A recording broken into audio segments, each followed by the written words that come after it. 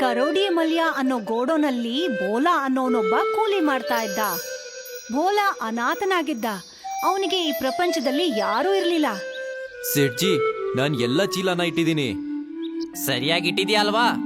ಹಾ, ಹೌದು. ಅದೇ ಸಮಯಕ್ಕೆ ಹಿಂದೆ ಇದ್ದಂತ ಮೂಟೆಗಳು ಕೆಳಗಡೆ ಬಿದ್ದೋಗತ್ತೆ. ಒಂದ್ ಕೆಲ್ಸನೂ ನಿನಗ್ ಸರಿಯಾಗಿ ಮಾಡಕ್ ಬರಲ್ಲ. ಎಲ್ಲಾ ಕೆಲ್ಸದಲ್ಲೂ ಏನಾದ್ರೂ ಒಂದು ಮಾಡೇ ಮಾಡ್ತೀಯಾ. ಗೊತ್ತಾಗ್ತಿಲ್ಲ ನಾನ್ ನಿನ್ನ ಏನು ಕೆಲ್ಸಕ್ಕೆ ಇಟ್ಕೊಂಡೆ ಅನ್ನೋದು. ಅಯ್ಯೋ ದೇವ್ರೇ, ನಾನ್ ಇವಾಗ್ಲೇ ಎಲ್ಲದನ್ನು ಇಟ್ಬಿಡ್ತೀನಿ. ಹೋಗೋ, ಬೇಗ ಮಾಡೋ. ಸೇಠ್ ಕರೋಡಿಮಲ್ ಪ್ರತಿ ಸಲನೂ ಬೋಲಾನ ಬೈತಿದ್ದ. ಬೋಲಾ ಯಾವತ್ತೂ ಯಾವ ಕೆಲ್ಸನೂ ಸರಿಯಾಗಿ ಮಾಡಕ್ಕಾಗಲ್ಲ ಅಂತ ಅವನ್ ಅನ್ಕೊಂಡಿದ್ದ. ಸೇಠ್ ಕರೋಡಿಮಲ್ ಯಾವಾಗ್ಲೇ ಅವನ್ ಗೋಡೋನಿಗ್ ಬಂದ್ರು ಕೂಡ ಬೋಲಾನ ಕೇಳ್ತಾ ಇದ್ದಿದ್ದು ಒಂದೇ, ಇವತ್ತೇನ್ ಹಾಳು ಮಾಡಿದ್ಯಾ ನೀನು? ಏನೂ ಇಲ್ಲ, ಒಂದು ವಸ್ತುನ್ ಸೇರ್ಸೋದ್ರಲ್ಲಿ ಸ್ವಲ್ಪ ಲೇಟ್ ಆಗೋಯ್ತು. ನಿನಗ್ ಗೊತ್ತಿತ್ತಲ್ವಾ ಆ ಆರ್ಡರ್ ಅರ್ಜೆಂಟ್ ಇತ್ತು? ಹೌದು ಸೌಕರ್ಯ. ಮತ್ ಏನಕ್ ಲೇಟ್ ಮಾಡ್ದೆ? ನೀನ್ ಇದೇ ತರ ಮಾಡ್ತಾ ಇದ್ರೆ ಒಂದಲ್ಲ ಒಂದಿನ ನನ್ನ ವ್ಯಾಪಾರನ್ನೇ ಬಂದ್ ಮಾಡ್ಬೇಕಾಗುತ್ತೆ. ಅವತ್ತು ಅದ್ ಎಂತ ದಿನ ಆಗಿತ್ತೇನೋ. ನಾನ್ ನಿನ್ನ ಆ ದಿನ ಕೆಲ್ಸಕ್ಕೆ ಇಟ್ಕೊಂಡೆ. ಸೇಟು ಕರೋಡಿಮಲ್ ಪ್ರತಿ ಸಲನೂ ಬೋಲಾನ ಚೆನ್ನಾಗ್ ಬೈತಿದ್ದ. ಪಾಪ ಬೋಲಾ ಎಲ್ಲಾನು ಕೂಡ ಸಹಿಸ್ಕೊಂಡು ಕೇಳಿಸ್ಕೊತಿದ್ದ. ಒಂದು ದಿನ ಏನಾಯ್ತು ಅಂದ್ರೆ, ಬೋಲಾ ಮಾರ್ಕೆಟ್ಗೆ ಹೋಗಿದ್ದ. ಅಲ್ಲಿ ಒಂದು ವಯಸ್ಸಾದ ಹೆಂಗ್ಸು ತಲೆ ಮೇಲೆ ಒಂದು ದೊಡ್ಡ ಗಂಟನ್ನ ಇಟ್ಕೊಂಡು ಹೋಗ್ತಿದ್ಲು. ಅಮ್ಮ, ನಿಮಗೆ ಸಹಾಯ ಮಾಡ್ಲಾ? ಈ ಗಂಟನ್ನ ನನ್ ಮನೆ ತನಕ ತಂದ್ಕೊಡಪ್ಪ, ಸಾಕು. ಸರಿ ಅಮ್ಮ. ಬೋಲಾ ಅಜ್ಜಿ ತಲೆ ಮೇಲೆ ಇದ್ದಿದ್ದ ಗಂಟನ್ನ ತನ್ ತಲೆ ಮೇಲೆ ಇಟ್ಕೊಂಡು ಆ ಅಜ್ಜಿ ಹಿಂದೆನೆ ಮನೆ ತನಕ ಹೋದ. ಅಮ್ಮ, ಈ ಬ್ಯಾಗಲ್ಲಿ ಏನಿದೆ? ಈ ಗಂಟಲ್ಲಿ ಬೆಲೆ ಬಾಳೋ ಅಂತ ಗಾಜಿನ ಪಾತ್ರೆಗಳಿದ್ಯಪ್ಪ. ಇದನ್ನ ನಾನು ಮದ್ವೆ ಆದಾಗಿಂದ ಜೋಪಾನ ಮಾಡ್ಕೊಂಡ್ ತಂದಿದ್ದೀನಿ. ಈಗಿದನ್ನ ನನ್ನ ಮಗಳಿಗೆ ಕೊಡಕ್ಕೆ ಅಂತ ಹೋಗ್ತಿದ್ದೀನಿ. ವಾ ವಾ ವಾ ವಾ ವಾ, ಇದಂತೂ ತುಂಬಾ ಒಳ್ಳೆಯದು. ನೀನ್ ಯಾರಪ್ಪ? ಇವಾಗ ಏನ್ ಹೇಳಿ ಅಮ್ಮ, ನಾನು ಭೋಲಾ, ಒಬ್ಬ ಅನಾಥ. ಸೇಠ್ ಕರೋಡಿಮಲ್ ಅವರ ಗೋಡನಲ್ಲಿ ಕೆಲ್ಸ ಮಾಡ್ತೀನಿ. ಒಳ್ಳೇದಪ್ಪ, ನನ್ ಮನೆ ಬಂತಪ್ಪ, ಈ ಕಡೆ ಬಾ. ಸರಿ. ಆ ಮುದುಕಿ ಒಂದು ಗೇಟ್ ಒಳಗಡೆ ಹೋಗ್ತಾಳೆ. ಬೋಲಾ ಕೂಡ ಅಜ್ಜಿ ಹಿಂದೆನೆ ಗೇಟ್ ಒಳಗಡೆ ಹೋಗ್ತಾನೆ. ಬೋಲಾನ ನೋಡ್ತಿದ್ ಹಾಗೆ ಗೇಟ್ ಒಳಗಡೆ ಇದ್ದಂತ ನಾಯಿ ಬೊಗ್ಳೋಕ್ ಶುರುವಾಗತ್ತೆ. ಬೋಲಾ ಹೆದರ್ಕೊಂಡ. ಅವನ್ ಬ್ಯಾಲೆನ್ಸ್ ತಪ್ಪ ಹೋಯ್ತು. ಆಮೇಲೆ ಅವನ್ ತಲೆ ಮೇಲಿದ್ದಂತ ಭಾರವಾದ ಗಂಟು ಬಿದ್ದು ಹೋಯ್ತು. ತುಂಬಾ ಅಮೂಲ್ಯವಾದಂತ ಗಾಜಿನ ಪಾತ್ರೆಗಳು ಒಡೆದು ಹೋಯ್ತು. ಅಯ್ಯೋ ರಾಮ, ನಿನ್ನ ಸಹಾಯ ತಗೊಳ್ಳೋ ಬದ್ಲು ನಾನೇ ಹೊತ್ಕೊಂಡ್ ಬಂದಿದ್ರೆ ಚೆನ್ನಾಗಿರ್ತಾ ಇತ್ತು. ಕೊನೆ ಪಕ್ಷ ಹೊಡೆದೋಗ್ತಿರ್ಲಿಲ್ಲ. ಅಮ್ಮ, ನನ್ನಿಂದ ತಪ್ಪಾಯ್ತು, ಕ್ಷಮಿಸ್ಬಿಡಿ. ಬಂದ್ಬಿಟ್ಟ ತಪ್ಪಾಯ್ತು ಅಂತ ಹೇಳಕ್ಕೆ. ಹೋಗೋ ಇಲ್ಲಿಂದ. ಅಜ್ಜಿ ಬೋಲಾನ ಬೈದು ಅಲ್ಲಿಂದ ಕಳಿಸ್ಬಿಡ್ತಾರೆ. ಮತ್ತೊಂದ್ಸಲ ಪಾಪ ಬೋಲಾ ಬೇಜಾರ್ ಮಾಡ್ಕೊಂಡ. ಅವನ್ ಬಗ್ಗೆ ಗೊತ್ತಿರೋರಂತೂ ಅವನಿಂದ ದೂರನೇ ಇರ್ತಾ ಇದ್ರು. ಓ ಅಣ್ಣ, ಕೇಳ್ಪಟ್ಟೆ ನಿಮ್ಮನೇಲಿ ಮದ್ವೆ ಇದೆ. ಏನಾದ್ರೂ ಸಹಾಯ ಬೇಕಾದ್ರೆ ಹೇಳ್ಬಿಡಿ. ಬೇಡ ಬೇಡ ಬೇಡ ಬೇಡ, ನಿನ್ ಸಹಾಯಕ್ಕಿಂತ ಒಳ್ಳೆಯದು ನಾನೇ ಕೆಲ್ಸ ಮಾಡೋದು. ನಾನು ಮದ್ವೆ ಮಾಡಿಸ್ಬೇಕು, ಮದ್ವೆ ಮುರಿಯೋದಲ್ಲ. ಆದ್ರೆ ಇದ್ರೆ ಏನೂ ಇಲ್ಲ, ಸುಮ್ನೆ ನಿನ್ ಕೆಲ್ಸ ನೋಡ್ಕೋ. ಜನಗಳು ಹೇಳೋ ಅಂತ ಈ ಕಠೋರ ಮಾತುಗಳನ್ನ ಕೇಳಿ ಬೋಲಾ ತುಂಬಾ ಬೇಜಾರ್ ಮಾಡ್ಕೋತಿದ್ದ. ಅವನು ಮನ್ಸಲ್ಲೇ ಯೋಚನೆ ಮಾಡ್ತಿದ್ದ, ಜೀವನ ಮಾಡೋದೇ ವ್ಯರ್ಥ ಅಂತ. ಇಂಥ ಜೀವನ ಇಟ್ಕೊಂಡ್ ನಾನ್ ಏನ್ ಮಾಡೋದು? ಮಾತಾಡಕ್ಕೂ ಗೆಳೆಯರು ಇಲ್ಲ, ಕುಟುಂಬದವರು ಕೂಡ ಇಲ್ಲ. ಯಾರಿಗಾದ್ರೂ ಸಹಾಯ ಮಾಡಕ್ ಹೋದ್ರೆ ಕೆಲ್ಸನೇ ಹಾಳಾಗ್ಬಿಡುತ್ತೆ. ಜೊತೆಗೆ ಸೇಠ್ ಅವರು ಯಾವಾಗ್ಲೂ ಬೈತಾನೆ ಇರ್ತಾರೆ. ಇಂಥ ಕೆಟ್ಟ ಜೀವನ ಬಾಳಕ್ಕಿಂತ ಒಳ್ಳೇದು ನಾನು ಸತ್ತೇ ಹೋಗೋದು. ಅದ್ರಿಂದ ಕಷ್ಟನಾದ್ರೂ ನೋಡೋ ತಪ್ಪುತ್ತೆ. ಸಾಯ್ಬೇಕು ಅನ್ನೋ ಆಲೋಚನೆನ ಇಟ್ಕೊಂಡು ಬೋಲಾ ಕಾಡೊಳಗಡೆ ಹೋದ. ಕಾಡಲ್ಲಿ ಅವನಿಗೆ ಎತ್ತರವಾದ ಒಂದು ಬೆಟ್ಟ ಕಾಣಿಸ್ತು. ಅಲ್ಲಿಂದ ಕೆಳಗ್ ಹಾರಿದ್ರೆ ಬದುಕೋ ಚಾನ್ಸೇ ಇರೋದಿಲ್ಲ. ಬೋಲಾ ಬೆಟ್ಟ ಹತ್ತೋದಿಕ್ಕೆ ಅಂತ ಹೋದ. ಬೆಟ್ಟದ ಮೇಲಿಂದ ಕೆಳಗಡೆ ಪ್ರಪಂಚ ತುಂಬಾ ಸಣ್ಣದಾಗಿ ಕಾಣಿಸ್ತಿತ್ತು. ಬೋಲಾ ನೆಗಿಬೇಕು ಅಂತಿದ್ದ. ಅಷ್ಟೊತ್ತಿಗೆ ಒಂದು ಧ್ವನಿ ಕೇಳ್ಸತ್ತೆ. ನಿಂತ್ಕೋ ಕಂದ, ನೀನ್ ತುಂಬಾ ದೊಡ್ಡ ಪಾಪ ಮಾಡ್ತಾ ಇದ್ಯಾ. ಇದು ಪಾಪ ಆದ್ರೆ ಆಗ್ಲಿ ಬಿಡಿ, ಆದ್ರೆ ನಾನು ಬದುಕಕ್ ಇಷ್ಟ ಇಲ್ಲ. ಅಂಥದ್ ಏನಾಯ್ತಪ್ಪ ನಿನ್ಗೆ? ಬೋಲಾ ಆ ಸನ್ಯಾಸಿನಿಗೆ ತನ್ನ ದುಃಖ ಭರಿತ ಕತೆನ ಹೇಳ್ದ. ಇವಾಗ ನೀವೇ ಹೇಳಿ, ನಾನ್ ಬದುಕಿದ್ದು ಏನ್ ಮಾಡೋದು? ನನ್ ಜೊತೆ ಯಾವ್ದು ಒಳ್ಳೇದೇ ಆಗೋದಿಲ್ಲ. ನನ್ ಹತ್ರ ನಿನ್ನ ಸಮಸ್ಯೆಗೆ ಸಮಾಧಾನ ಇದೆ. ನಿಜವಾಗ್ಲೂ? ಹಾ, ಆದ್ರೆ ಅದಕ್ಕೋಸ್ಕರ ನೀನು ನನ್ ಜೊತೆ ನನ್ನ ಆಶ್ರಮಕ್ಕೆ ಬರ್ಬೇಕು. ಸರಿ. ಬೋಲಾ ಸನ್ಯಾಸಿನಿ ಹಿಂದೆನೆ ತನ್ನ ಆಶ್ರಮಕ್ಕೆ ಹೋದ. ಆಶ್ರಮದಿಂದ ಹೊರಗಡೆ ಒಂದು ನದಿ ಇತ್ತು. ಸನ್ಯಾಸಿನಿ ಆ ಕಡೆ ಸನ್ನೆ ಮಾಡಿ ಹೇಳ್ತಾರೆ, ಈ ಕೆರೆನ ನೋಡ್ತಾ ಇದ್ಯಾ ಪುಟ್ಟ? ಇದು ಅಂತ ಇಂತ ಕೆರೆ ಅಲ್ಲ, ಇದು ಜಾದುವಿನ ಕೆರೆ. ರಾತ್ರಿ ಹೊತ್ತು ಇದು ನಿಜವಾದ ರೂಪಕ್ ಬರುತ್ತೆ. ಆ ಸಮಯದಲ್ಲಿ ನೀನು ಅದ್ರೊಳಗಡೆ ಮುಳುಗಿದ್ರೆ ಆಗ ನಿನ್ನ ಎಲ್ಲ ಸಮಸ್ಯೆನೂ ಪರಿಹಾರ ಆಗತ್ತೆ. ಸರಿ. ಈಗ ಬೋಲಾ ರಾತ್ರಿ ಆಗೋದಕ್ಕೋಸ್ಕರ ಕಾಯ್ತಾ ಇದ್ದ. ರಾತ್ರಿ ಆಯ್ತು. ಆ ಜಾದುವಿನ ಕೆರೆ ಹೊಳಿತಾ ಇತ್ತು. ಚಂದ್ರನ ಬೆಳಕಿನಲ್ಲಿ ಆ ಕೆರೆ ತುಂಬಾ ಅದ್ಭುತವಾಗಿ ಕಾಣಿಸ್ತಾ ಇತ್ತು. ಪುಟ್ಟ, ಇದೇ ಒಳ್ಳೆ ಸಮಯ, ಹೋಗಿ ಮುಳುಗ್ಬಿಟ್ ಬಾ. ಬೋಲಾ ಕೆರೆ ಒಳಗಡೆ ಇಳ್ದು ನೀರಲ್ಲಿ ಮುಳುಗ್ತಾನೆ. ಈಗ ನೀನು ನಿನ್ನ ಜೀವನನ ಪೂರ್ತಿಯಾಗಿ ಮರ್ತು ಹೋಗ್ಬಿಡು. ಈಗ ನೀನು ಹೊಸ ಬೋಲಾ. ಎಲ್ಲಾ ಕೆಲ್ಸದಲ್ಲೂ ಫಲ ಸಿಗತ್ತೆ. ನಾನ್ ಹೇಳಿದ ಮಾತನ್ನ ನೆನ್ಪಲ್ಲಿಟ್ಕೋ. ಸರಿ ಅಮ್ಮ. ಬೋಲಾ ಸನ್ಯಾಸಿನಿ ಆಶೀರ್ವಾದ ತಗೊಂಡು ಅಲ್ಲಿಂದ ವಾಪಸ್ ಹೊರಟೋಗ್ತಾನೆ. ಹಳ್ಳಿಗ್ ಹೋಗ್ತಿದ್ದ ಹಾಗೆ ಅವನಿಗೆ ಮುರಾರಿಲಾಲ್ ಕಾಣಿಸ್ದ. ಏ ಭೋಲಾ, ಯಾರಿಗಾದ್ರೂ ಕೆಲ್ಸ ಬೇಕಾದ್ರೆ ಹೇಳು ಆಯ್ತಾ? ನನ್ ಹೊಸ ಬಳೆ ಅಂಗಡಿಗೆ ಕೆಲ್ಸದವನ ಅವಶ್ಯಕತೆ ಇದೆ. ಯಾರಿಗ್ಯಾಕೆ, ನಾನೇ ಹೊಸ ಕೆಲ್ಸ ಹುಡುಕ್ತಾ ಇದ್ದೀನಿ. ಸರಿ, ನಾಳೆಯಿಂದ ಕೆಲ್ಸಕ್ ಬಂದ್ಬಿಡು. ಸರಿ. ಮಾರನೇ ದಿನ ಬೋಲಾ ಬಳೆ ಅಂಗಡಿಗೆ ಹೋಗ್ತಾನೆ. ಹೋಗ್ತಿದ್ದ ಹಾಗೆ ಮುರಾರಿಲಾಲ್ ಬೋಲಾಗೆ ಬಳೆ ದುಡ್ಡೆಷ್ಟು ಅಂತ ಹೇಳ್ತಾನೆ. ಸ್ವಲ್ಪ ಹೊತ್ತಿನ ನಂತರ ಒಬ್ರು ಕಸ್ಟಮರ್ ಬರ್ತಾರೆ. ಅಣ್ಣ, ನನ್ಗೆ ಕೆಂಪು ಬಳೆಗಳನ್ನ ಕೊಡಿ, ಮದ್ವೆಗೆ ಹಾಕೊಳಕ್ಕೆ. ಬೋಲಾ ಬಳೆನ ತೋರಿಸ್ತಾನೆ. ಅಯ್ಯೋ, ಇದಂತೂ ಎಲ್ಲಾ ಚೆನ್ನಾಗಿದೆ, ಯಾವ್ದ್ ತಗೊಳ್ಳಿ? ಅಕ್ಕ, ನಿಮಗೆ ಯಾವ್ದೆಲ್ಲ ಇಷ್ಟ ಆಗುತ್ತೋ ಅದನ್ನೆಲ್ಲ ತಗೊಂಡೋಗಿ. ಎಲ್ಲಾ ಬಳೆನೂ ನಿಮಗೆ ತುಂಬಾ ಚೆನ್ನಾಗಿ ಕಾಣಿಸುತ್ತೆ. ಮದ್ವೆಯಲ್ಲಿ ಎಷ್ಟು ಫಂಕ್ಷನ್ಸ್ ಗಳಿರುತ್ತೆ, ಎಲ್ಲಾ ಫಂಕ್ಷನ್ಸ್ ಅಲ್ಲೂ ಬೇರೆ ಬೇರೆ ಸ್ಯಾರಿ ಉಡ್ತೀರಾ ಅಲ್ವಾ? ಎಲ್ಲಾ ಸ್ಯಾರಿ ಜೊತೆಗೂ ಬೇರೆ ಬೇರೆ ಬಳೆನ ತೊಡ್ಕೊಳ್ಳಿ, ತುಂಬಾ ಚೆನ್ನಾಗಿ ಕಾಣುತ್ತೆ ನಿಮಗೆ. ನೀವಂತೂ ಸರಿಯಾಗೇ ಹೇಳಿದ್ರಿ. ನನ್ಗೆ ಇದನ್ನು ಕೊಡಿ, ಇದನ್ನು ಕೊಡಿ, ಮತ್ತೆ ಅದನ್ನು ಕೊಡಿ, ಜೊತೆಗೆ ಅದನ್ನು ಕೊಟ್ಬಿಡಿ. ಸರಿ. ಬೋಲಾ ಮಾತಿಂದ ಕಸ್ಟಮರು ತುಂಬಾ ಖುಷಿ ಪಡ್ತಾ ಇದ್ರು. ಅದನ್ನ ನೋಡಿ ಮುರಾರಿಲಾಲ್ ಕೂಡ ಖುಷಿಯಾಗಿದ್ದ. ನಿಧಾನವಾಗಿ ಮುರಾರಿಲಾಲ್ನ ಬಳೆ ಅಂಗಡಿನಲ್ಲಿ ಜನಗಳ ಗುಂಪೇ ಸೇರ್ತಾ ಇತ್ತು. ನೀನಂತೂ ಬಹಳ ಚೆನ್ನಾಗಿ ಕೆಲಸ ಮಾಡ್ತಾ ಇದೀಯ ಮಗನೇ. ಇದೇ ತರ ಮಾಡ್ತಾ ಇದ್ರೆ ಒಂದಿನ ನೀನ್ ತುಂಬಾ ದೊಡ್ಡ ವ್ಯಕ್ತಿ ಆಗ್ತೀಯಾ. ಸರಿ ಸೌಕರ್ಯ. 1 ವರ್ಷ ಪೂರ್ತಿ ಕೆಲ್ಸ ಮಾಡಿದ ನಂತರ ಬೋಲಾ ಚೆನ್ನಾಗಿ ಅರ್ಥ ಮಾಡ್ಕೊಂಡಿದ್ದ ಬಳೆ ವ್ಯಾಪಾರ ಮಾಡೋದು ಹೇಗೆ ಅಂತ. ಅವನು ಸಂಪಾದನೆ ಮಾಡಿದ ದುಡ್ಡಿಂದ ಅವನು ತನ್ನದೇ ಆದ ಒಂದು ಬಳೆ ಅಂಗಡಿನ ಓಪನ್ ಮಾಡ್ದ. ಓ ಅಕ್ಕ, ನಿಮಗ್ ಈ ಬಳೆ ತುಂಬಾ ಚೆನ್ನಾಗಿ ಕಾಣ್ತಾ ಇದೆ. ಬೇಕಾದ್ರೆ ಅವ್ರ ಹತ್ರ ಕೇಳಿ. ಹೇಳ್ರಿ, ಹೇಗನ್ಸ್ತಾ ಇದೆ ಈ ಬಳೆ? ಇವಾಗ ನಾನೇನ್ ಹೇಳಿ, ತುಂಬಾ ಚೆನ್ನಾಗಿದೆ. ಬೋಲಾನ ಸಣ್ಣ ಅಂಗಡಿ ನಡೀತಾ ಇತ್ತು. ಅವನ ಕಷ್ಟ ಮತ್ತು ನಿಯತ್ತಿಂದಾಗಿ ದೊಡ್ಡ ಅಂಗಡಿನ ಆದಷ್ಟು ಬೇಗ ಓಪನ್ ಮಾಡ್ದ. ಅವನು ಖುಷಿಯಾಗಿದ್ದ. ಒಂದು ದಿನ ಯೋಚನೆ ಮಾಡ್ತಾನೆ, ಅವನು ಸನ್ಯಾಸಿನಿಗೆ ಧನ್ಯವಾದ ಹೇಳ್ಬೇಕು ಅಂತ. ಇವತ್ ನನಗೇನೆಲ್ಲ ಆಗಿದೆಯೋ ಅದೆಲ್ಲ ಆ ಕೊಳ ಹಾಗೂ ಆ ಸನ್ಯಾಸಿಯಿಂದನೇ ಆಗಿರೋದು. ನಾನು ಅವರಿಗೆ ಕೃತಜ್ಞತೆ ಹೇಳ್ಬೇಕು. ಮಾರನೇ ದಿನ ಬೆಳಿಗ್ಗೆ ಅವನು ಕಾಡಿನೊಳಗಡೆ ಹೋದ. ಸನ್ಯಾಸಿನಿ ಬೋಲಾನ ನೋಡಿ ಖುಷಿ ಪಡ್ತಾರೆ. ಅಮ್ಮ, ಧನ್ಯವಾದ. ನಿಮಗೆ ಬಹಳ ಧನ್ಯವಾದಗಳು. ಮಗ ತಾಯಿಗೆ ಯಾವತ್ತಾದ್ರೂ ಧನ್ಯವಾದ ಹೇಳ್ತಾನಪ್ಪ. ಒಂದ್ ವೇಳೆ ನೀವು ಹಾಗೂ ಜಾದುವಿನ ಆ ಕೊಳ ಇಲ್ಲ ಅಂದಿದ್ರೆ ಇವತ್ ನಾನು ಜೀವಂತವಾಗಿನೇ ಇರ್ತಿರ್ಲಿಲ್ಲ. ಯಾವ ಜಾದುವಿನ ಕೆರೆ? ಇಲ್ಲಿ ಯಾವ್ದೇ ಜಾದುವಿನ ಕೆರೆ ಇಲ್ವಲ್ಲ. ನಿಮ್ಮ ಆಶ್ರಮದ ಹೊರಗಿದೆಯಲ್ವಾ, ಅದೇನು? ಅದೊಂದು ಸಾಮಾನ್ಯ ಕೆರೆ ಅಷ್ಟೇ. ಜಾದು ಆ ಕೆರೆನಲ್ಲಿರ್ಲಿಲ್ಲ ಪುಟ. ಜಾದು ಇದ್ದಿದ್ದು ನಿನ್ನ ಯೋಚನೆನಲ್ಲಿ. ನೀನು ಸಾಯಕ್ ಯೋಚನೆ ಮಾಡೋವಾಗ ನಿನ್ ತಲೆನಲ್ಲಿ ಕೆಟ್ಟ ಯೋಚನೆ ಇತ್ತು. ನೀನ್ ಅನ್ಕೊಂಡಿದ್ದೆ ನಿನ್ನ ಜೀವನದ ಎಲ್ಲಾ ಕಷ್ಟದ ಹಿಂದೆ ನೀನೇ ಇದ್ಯಾ ಅಂತ. ನಾನ್ ನಿನ್ಗೆ ಒಳ್ಳೆ ಆಲೋಚನೆ ಕೊಟ್ಟೆ ಅಷ್ಟೇ. ಆ ಕೆರೆಗಿಳ್ದು ಮುಳುಗಿದ ನಂತರ ನಿನ್ನ ಆಲೋಚನೆ ಬದಲಾಯ್ತು. ನೀನ್ ಅನ್ಕೊಂಡೆ ನಿಜವಾಗ್ಲೂ ಜಾದು ಆಯ್ತು ಅಂತ. ನಾನ್ ಎಂತ ದಡ್ಡ ಇದ್ದೆ ಅಮ್ಮ. ನೀವು ನನಗೆ ಸರಿ ದಾರಿ ತೋರಿಸಿದೀರಾ.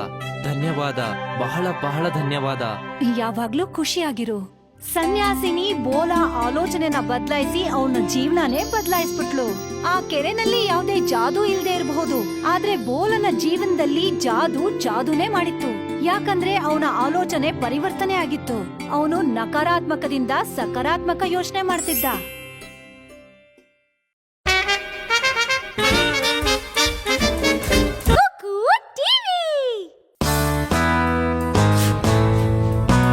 ತವರು ಮನೆಯಲ್ಲಿ ಸ್ವಲ್ಪ ದಿನ ಕಳೆದ ಮೇಲೆ ಮಂಜು ಅವಳ ಅತ್ತೆ ಮನೆಗೆ ಹೊರಡ್ತಾ ಇರ್ತಾಳೆ. ಮಗಳೇ, ಹುಷಾರಾಗಿ ಹೋಗು. ಕುದುರೆ ಕಾಡಿಯವನ್ಗೆ ಜಾಸ್ತಿ ಹಣ ಕೊಡ್ಬೇಡ. ಅವನು ನಿನ್ನ ಚಿಕ್ಕಪ್ಪನ್ ತರ ಕಾಣ್ತಾನೆ. ಮತ್ತೆ ದಾರಿಲಿ ಬಾಯಾರಿಕೆ ಆದಾಗ ನೀರನ್ನು ಖರೀದಿಸಿ ಕುಡಿಬೇಡ. ಯಾರಲ್ಲಾದ್ರೂ ಕೇಳಿ ಕುಡಿ. ಮಂಜುವಿನಲ್ಲಿ ಅವಳ ಕಂಜೂಸ್ ತಾಯಿಯ ಎಲ್ಲಾ ಗುಣವಿತ್ತು. ಅತ್ತೆ ಮನೆಗೆ ಬಂದ ತಕ್ಷಣ ಮೊದಲು ಅವಳು ಎಲ್ಲಾ ಹಣವನ್ನು ಲಾಕರ್ ಅಲ್ಲಿ ತೆಗೆದಿಡ್ತಾಳೆ. ಅವಾಗ ಅವಳ ಮಗಳು ಅಲ್ಲಿಗೆ ಬರ್ತಾಳೆ ಮತ್ತೆ ಅವಳ ಜೊತೆ ಹೇಳ್ತಾಳೆ, ಅಮ್ಮ, ಐಸ್ ಕ್ರೀಮ್ ಅವರು ಬಂದಿದ್ದಾರೆ, ನಂಗೆ ಐಸ್ ಕ್ರೀಮ್ ಕೊಡ್ಸಮ್ಮ. ಮಗಳೇ, ಹೊಸ ಐಸ್ ಕ್ರೀಮ್ ತೆಗೆಯೋ ಅವಶ್ಯಕತೆ ಇಲ್ಲ. 4 ದಿನ ಮೊದಲು ನೀನು ಐಸ್ ಕ್ರೀಮ್ ನ ನೆಲಕ್ಕೆ ಹಾಕಿದೆ ಅಲ್ಲ, ಅದನ್ನ ತೆಗೆದು ನಾನು ಫ್ರಿಡ್ಜ್ ನಲ್ಲಿ ಇಟ್ಟಿದ್ದೀನಿ. ಇವತ್ತು ನೀನು ಅದನ್ನು ತಿನ್ನು, ನಾನು ಇವಾಗ ತರ್ತೀನಿ. ಮಂಜು ಎಷ್ಟು ಕಂಜೂಸ್ ಇದ್ಲು ಅಂದ್ರೆ ಅವಳು ಈರುಳ್ಳಿ ಮತ್ತು ಆಲೂಗಡ್ಡೆಯ ಸಿಪ್ಪೆ ಕೂಡ ತೆಗಿತಾ ಇರ್ಲಿಲ್ಲ, ಹಾಗೇನೆ ಪಲ್ಯಕ್ಕೆ ಹಾಕ್ತಾ ಇದ್ಲು. ಏನಿದು, ಪಲ್ಯಕ್ಕೆ ಈರುಳ್ಳಿ ಮತ್ತು ಆಲೂಗಡ್ಡೆ ಸಿಪ್ಪೆನೂ ಹಾಕಿದ್ಯಾ? ನಿಂಗೆ ಗೊತ್ತಿದ್ಯಾ ಆಲೂಗಡ್ಡೆ ಮತ್ತು ಈರುಳ್ಳಿಗೆ ಎಷ್ಟು ಬೆಲೆ ಜಾಸ್ತಿ ಆಗಿದೆ ಅಂತ? ಸಂಪಾದಿಸೋದು ನಿನ್ನಣ್ಣ, ನೀನಿಲ್ಲಿ ಸುಮ್ನೆ ಕೂತು ಮಾತಾಡ್ತಿರೋ. ಅಮ್ಮ, ನಾನು ಸ್ನಾನ ಮಾಡಕ್ ಹೋಗ್ತಿದ್ದೀನಿ. ಬೇಡ, ನಿನ್ನೆ ನೀನು ಸ್ನಾನ ಮಾಡಿದ್ಯಾ, ಇವತ್ತು ವಾಪಸ್. ದಿನ ಸಾಬೂನು ಮತ್ತು ಶಾಂಪೂ ಹಾಳು ಮಾಡೋ ಅಗತ್ಯ ಏನಿದೆ? ಒಂದು ದಿನ ಮಂಜುವಿನ ಮನೆಗೆ ಒಬ್ಬಳು ಹೆಂಗಸು ಮಿಠಾಯಿ ಕೊಡಲು ಬರುತ್ತಾಳೆ. ಅಕ್ಕ, ನನ್ ತಂಗಿಗೆ ಹುಡುಗ ನೋಡಿದರೆ, ಮಿಠಾಯಿ ತೆಕೊಳ್ಳಿ. ಹಾಗೆ ಹೇಳಿ ಆ ಹೆಂಗಸು ವಾಪಸ್ ಹೋಗ್ತಾಳೆ. ಅಮ್ಮ, ನಂಗೂ ಒಂದು ತಿನ್ನೋಕೆ ಮಿಠಾಯಿ ಕೊಡಮ್ಮ.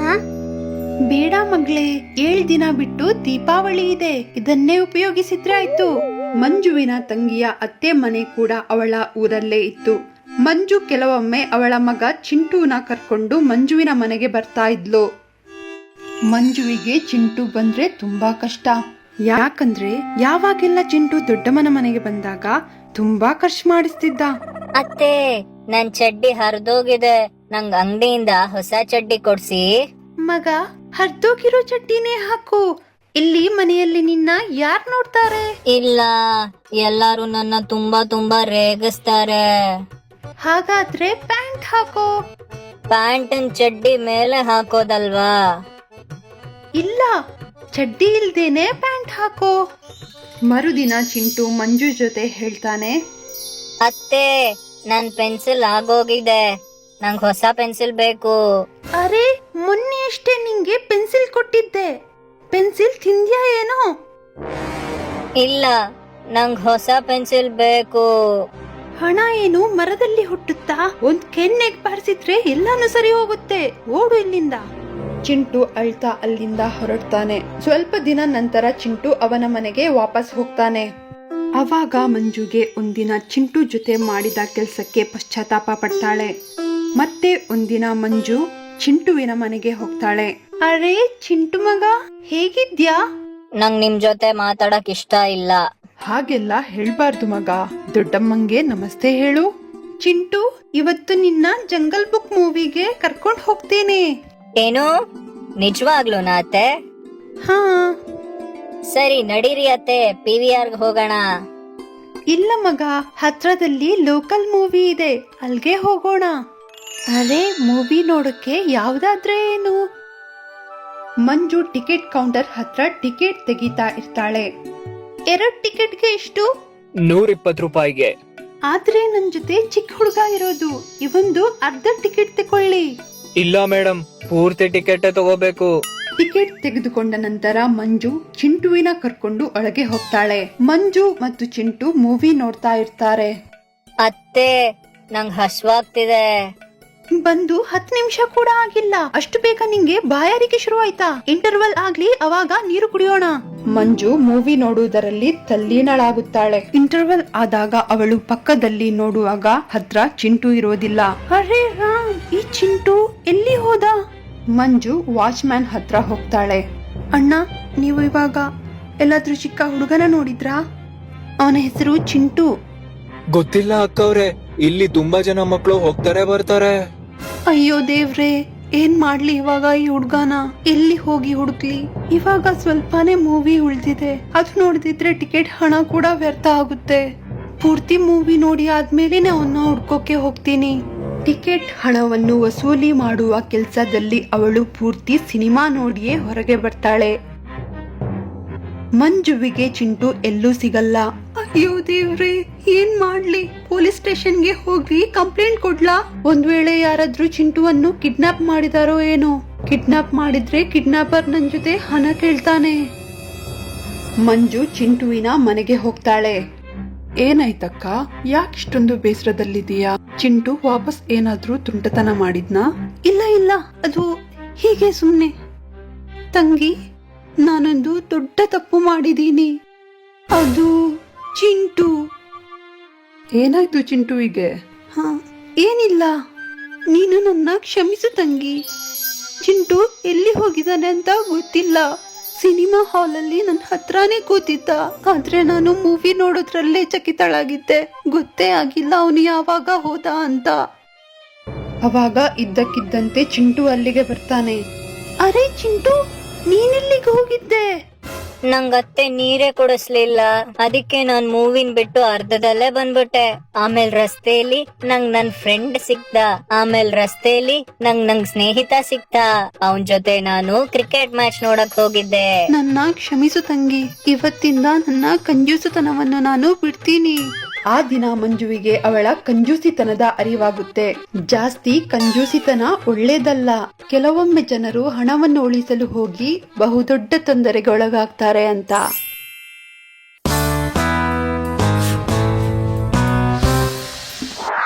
ರಾಮಪುರ ಎಂಬ ಸುಂದರವಾದ ಒಂದು ಹಳ್ಳಿ ಇತ್ತು. ಅಲ್ಲಿ ರಾಜು ಮತ್ತು ಶ್ಯಾಮ್ ಹೆಸರಿನ ಇಬ್ಬರು ಅಣ್ಣ ತಮ್ಮಂದಿರು ಅವನ ತಂದೆ ಜೊತೆ ವಾಸಿಸ್ತಿದ್ರು. ಶ್ಯಾಮ್ ಓದೋದ್ರಲ್ಲಿ ತುಂಬಾ ಬುದ್ಧಿವಂತನಾಗಿದ್ದ. ಹಾಗಾಗಿ ಅವನ ತಂದೆ ಶ್ಯಾಮ್ ಅಡ್ಮಿಷನ್ ತುಂಬಾ ದೊಡ್ಡ ಕಾಲೇಜಿನಲ್ಲಿ ಮಾಡ್ತಾನೆ. ರಾಜು ಓದೋದ್ರಲ್ಲಿ ಹಿಂದೆ ಇದ್ದ. ಹಾಗಾಗಿ ಅವನ ಅಡ್ಮಿಷನ್ ಒಂದು ಚಿಕ್ಕ ಕಾಲೇಜಿನಲ್ಲಿ ಮಾಡ್ತಾನೆ. ಈ ರಾಜು ದಡ್ಡ ಆಗೇ ಇರ್ತಾನೆ. ನಾನ್ ಬೇಗ ಇಂಗ್ಲಿಷ್ ಮಾತಾಡ್ತೀನಿ. ನಮ್ಮಪ್ಪನು ಒಳ್ಳೆ ಒಳ್ಳೆ ಬಟ್ಟೆ ಕೊಡಿಸ್ತಾರೆ. ಕಾಲೇಜ್ ಮುಗಿದ್ಮೇಲೆ ಒಬ್ಬ ಶ್ರೀಮಂತ ಹುಡುಗಿ ಜೊತೆ ಮದ್ವೆನೂ ಆಗ್ತೀನಿ. ಅಷ್ಟಕ್ಕೂ ಈಗ ನನ್ ಕಾಲದ ಹುಡುಗಿರು ನಂತರ ಮಾಡ್ರನ್ ಹುಡುಗನ್ನೇ ಇಷ್ಟಪಡ್ತಾರೆ. ನಿನ್ ಹೆಂಡ್ತಿನೂ ನಿಂತರ ದಡ್ಡಿನೇ ಆಗಿರ್ತಾಳೆ. ರಾಜುವಿಗೆ ಶ್ಯಾಮ್ನ ಎಲ್ಲಾ ಮಾತುಗಳನ್ನು ಕೇಳಿ ತುಂಬಾ ದುಃಖವಾಗುತ್ತೆ. ಆದ್ರೆ ರಾಜು ಅವನ ತಂದೆ ಜೊತೆ ಹೋಗಿ ಎಲ್ಲಾ ಮಾತನ್ನು ಹೇಳಿದಾಗ ಅವನ ತಂದೆ ಕೂಡ ಅವನನ್ನು ಹೀಯಾಳಿಸ್ತಾರೆ. ನೀನು ಯಾವಾಗ ಓದಲ್ಲ ಬರೆಯಲ್ಲ ಆಗ ಹೀಗೆ ಆಗುತ್ತೆ. ಶ್ಯಾಮ್ ಮಾಡ್ರನ್ ಆಗ್ತಾನೆ, ನೀನು ದಡ್ರಲ್ಲಿ ದಡ್ಡ ಆಗ್ತೀಯಾ. ರಾಜುವಿಗೆ ಅವನ ಮನೆಯಲ್ಲಿ ಎಲ್ರೂ ಕೂಡ ತುಂಬಾ ಬೇಸರ ಪಡಿಸ್ತಾ ಇದ್ರು. ಹಾಗಾಗಿ ಅವನು ಕಾಡಿಗೆ ಹೋಗಿ ಕಾಲ ಕಳೀತಾ ಇದ್ದ. ಒಂದು ದಿನ ಕಾಡಲ್ಲಿ ಮರ ಕಡಿಯುವವ ಮರ ಕಡಿತಾ ಇರುವಾಗ ಕೊಡಲಿ ತಪ್ಪಿ ಅವನ ಕಾಲಿಗೆ ಬಿದ್ದು ಏಟಾಗುತ್ತೆ. ಮರ ಕಡಿಯುವವ ನೋವಿಂದ ಜೋರಾಗಿ ಅಳ್ತಾ ಇದ್ದ. ಆವಾಗ ರಾಜು ಅವನನ್ನು ನೋಡ್ತಾನೆ. ಅರೆ ಅಂಕಲ್, ನಿಮ್ ಕಾಲ್ಗೇನಾಯ್ತು? ಮಗು, ನನ್ ಕಾಲ್ಗೆ ಕೊಡ್ಲಿ ಬಿದ್ದಿದೆ. ನೀನು ನನ್ನ ಮನೆ ತನಕ ಬಿಡಕ್ಕಾಗತ್ತಾ? ತಕ್ಷಣ ರಾಜು ಅವನ ಬಟ್ಟೆ ಬಿಚ್ಚಿ ಮರ ಕಡಿಯುವವನ ಕಾಲಿಗೆ ಕಟ್ತಾನೆ. ಮತ್ತೆ ಅವನನ್ನು ಅವನ ಮನೆ ತನಕ ಬಿಡಲು ಹೋಗ್ತಾನೆ. ಮರ ಕಡಿಯುವವನಿಗೆ ಒಂದು ಸುಂದರವಾದ ಮಗಳಿದ್ಲು. ಮಗು, ನಂಗೆ ಒಬ್ಳೆ ಮಗಳಿದ್ದಾಳೆ. ನಂಗೆ ಯಾವಾಗ್ಲೂ ಇವಳ್ದೆ ಚಿಂತೆ ಆಗ್ತಾ ಇರುತ್ತೆ. ನಾನು ಯಾವಾಗ ಸಾಯ್ತೀನಿ ಅಂತ ನಂಗೆ ಗೊತ್ತಿಲ್ಲ. ನಂಗೆ ತುಂಬಾ ಖುಷಿ ಆಗುತ್ತೆ ನೀನು ನನ್ ಮಗಳನ್ನ ಮದುವೆ ಆದ್ರೆ. ರಾಜು ಮರ ಕಡಿಯುವವನ ಮಗಳನ್ನು ಮದುವೆ ಆಗಿ ಮನೆಗೆ ಬರ್ತಾನೆ. ಆದ್ರೆ ರಾಜುವಿನ ತಂದೆಗೆ ರಾಜು ಮೇಲೆ ತುಂಬಾ ಕೋಪ ಬರುತ್ತೆ. ನಂಗೆ ಗೊತ್ತಿತ್ತು ನೀನು ಈ ತರಾನೇ ದಡ್ಡ ಹುಡುಗಿನ ಕರ್ಕೊಂಬರ್ತೀಯ ಅಂತ. ಅಪ್ಪ, ಇವನಿಷ್ಟದ ಪ್ರಕಾರ ಮದುವೆ ಆಗಿದ್ದಾನೆ. ನಾನು ನನ್ನಿಷ್ಟದ ಪ್ರಕಾರನೇ ಮದುವೆ ಆಗ್ತೀನಿ. ಶ್ಯಾಮ್ ಕೂಡ ಮದುವೆ ಆಗಿ ಅವನ ಪತ್ನಿಯನ್ನು ಮನೆಗೆ ಕರ್ಕೊಂಡು ಬರ್ತಾನೆ. ಹಳ್ಳಿಯಲ್ಲಿ ಒಂದು ದೊಡ್ಡ ಋಷಿಮುನಿಗಳು ಇರ್ತಾರೆ. ಶ್ಯಾಮ್ನ ತಂದೆ ಅವರನ್ನು ಗುರುವಾಗಿ ನೋಡ್ತಾ ಇದ್ರು. ಗುರೂಜಿ, ನೀವು ನಮ್ಮ ಊರಿಗೆ ಬಂದಿದ್ದೀರಾ, ಆದ್ರೆ ನಮ್ ಮನೆಗ್ ಬಂದ್ರೆ ತುಂಬಾ ಪಾವನ ಆಗತ್ತೆ. ಋಷಿಮುನಿಗಳು ಸ್ವಲ್ಪ ದಿನ ಶ್ಯಾಮ್ ಮತ್ತು ರಾಜುವಿನ ಮನೆಯಲ್ಲೇ ವಾಸಿಸ್ತಾರೆ. ಒಂದು ದಿನ ಶ್ಯಾಮ್ನ ಪತ್ನಿ ರಾಜುವಿನ ಪತ್ನಿಗೆ ಹೇಳ್ತಾಳೆ, ನೋಡು, ನಾನು ಈ ಮನೆಯ ಮಾಡರ್ನ್ ಸೊಸೆ. ಆದ್ರೆ ನೀನು ಹಳ್ಳಿಯವಳು. ಅಡಿಗೆ ಮಾಡೋದು, ಬಟ್ಟೆ ಒಗೆಯೋದು, ಪಾತ್ರೆ ತೊಳೆಯೋದು, ಈ ಎಲ್ಲಾ ಕೆಲ್ಸ ನೀನ್ ಮಾಡ್ತೀಯಾ. ನಾನು ಶ್ಯಾಮ್ ಜೊತೆ ಸೇರಿ ಬಿಸ್ನೆಸ್ ಪ್ರಾರಂಭಿಸ್ತಿದ್ದೀನಿ. Do you understand? ಓ, ನಾನು ಮರ್ತೇ ಹೋಗಿದ್ದೆ, ನಿಂಗೆ ಇಂಗ್ಲಿಷ್ ಕೂಡ ಬರಲ್ಲ ಅಂತ. ರಾಜುವಿನ ಪತ್ನಿಗೆ ಈ ಮಾತನ್ನೆಲ್ಲ ಕೇಳಿ ತುಂಬಾ ದುಃಖ ಆಗುತ್ತೆ. ಆದ್ರೆ ಪಾಪ ಅವಳು ಏನೂ ಹೇಳೋಕಾಗಲ್ಲ. ಒಂದು ದಿನ ಶ್ಯಾಮ್ ಹೆಂಡತಿ ಬೆಲೆ ಬಾಳುವ ಕಾರು ಖರೀದಿಸ್ತಾಳೆ. ಅರೆ ಮಗಳೇ, ನೀನು ಇಷ್ಟು ಬೆಲೆಯ ಕಾರ್ನ ಯಾಕೆ ಖರೀದಿ ಮಾಡಿದೆ? ಪೆಟ್ರೋಲ್ ಬೆಲೆ ಆಕಾಶಕ್ಕೆ ಹೋಗಿದೆ. ಆಮೇಲೆ ಕಾರಿಂದ ನಮಗೆ ಏನು ಯೂಸ್ ಇಲ್ಲ. ಅಪ್ಪ, ನೀವು ಏನ್ ಮಾತಾಡ್ತಿದ್ದೀರಾ? ನನ್ನ ಎಲ್ಲಾ ಸ್ನೇಹಿತರ ಜೊತೆ ಕಾರ್ ಇದೆ, ನನ್ ಜೊತೆ ಕೂಡ ಇರ್ಬೇಕಲ್ಲ. ಈ ಕಾರ್ ಇಲ್ಲ ಅಂದ್ರೆ ನಂಗೆ ನನ್ ಸ್ನೇಹಿತರ ಮುಂದೆ ನಾಚಿಕೆ ಆಗುತ್ತೆ. ಒಂದು ದಿನ ಬಡವಿ ಮುದುಕಿ ರಾಜು ಮತ್ತು ಶ್ಯಾಮ್ನ ಮನೆಗೆ ಬರ್ತಾಳೆ ಮತ್ತು ಆ ಮುದುಕಿ ರಾಜು ಪತ್ನಿ ಜೊತೆ ಹೇಳ್ತಾಳೆ, ಇವತ್ತು ನಮ್ಮ ಮನೆಯಲ್ಲಿ ಮಗ ಹುಟ್ಟಿದಾನೆ. ಊರವ್ರಿಗೆಲ್ಲ ಸಿಹಿ ತಿಂಡಿ ಕೊಡ್ತಾ ಇದ್ದೀನಿ, ನೀವು ಕೂಡ ತಕೊಳ್ಳಿ. ರಾಜು ಪತ್ನಿ ಸಿಹಿ ತಿಂಡಿಯನ್ನು ತಕೊಂಡು ಮನೆ ಒಳಗಡೆ ಹೋಗ್ತಾಳೆ. ಈ ಮಿಠಾಯಿ ಎಲ್ಲಿಂದ ತಂದೆ? ಹಳ್ಳಿಯ ಒಂದು ಹೆಂಗಸು ಕೊಟ್ಟು ಹೋದ್ರು. ಅರೆ, ನಿಂಗೆ ಹುಚ್ಚಿಡ್ತಿದ್ಯಾ?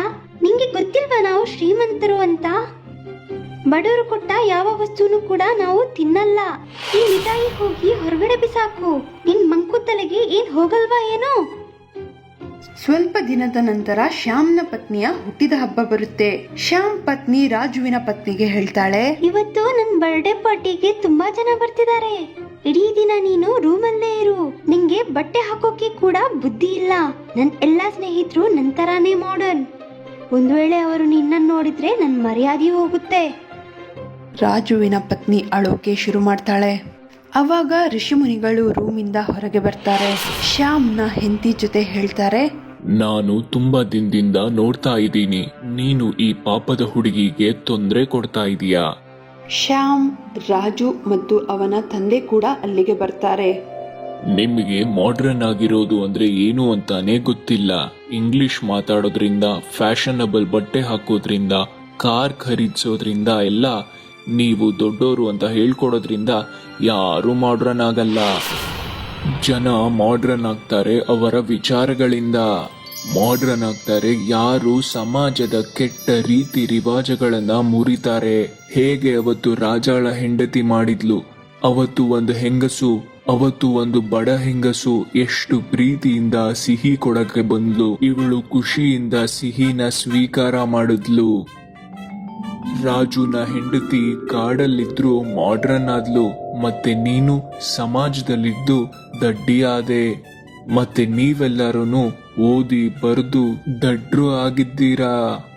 ಅವಾಗ ಶ್ಯಾಮ್ನ ಪತ್ನಿಗೆ ಅವಳ ತಪ್ಪಿನ ಅರಿವಾಗುತ್ತೆ. ನನ್ನ ಕ್ಷಮಿಸಿ ಗುರುಗಳೇ. ಒಂದ್ ವೇಳೆ ನೀವಿಲ್ಲದಿದ್ರೆ ನಂಗೆ ಯಾವತ್ತೂ ಮಾಡರ್ನ್ ಅಂದ್ರೆ ಏನು ಅಂತ ಗೊತ್ತಾಗ್ತಿರ್ಲಿಲ್ಲ. ನೀವು ನನ್ನ ಕಣ್ಣು ತೆರೆದ್ರಿ.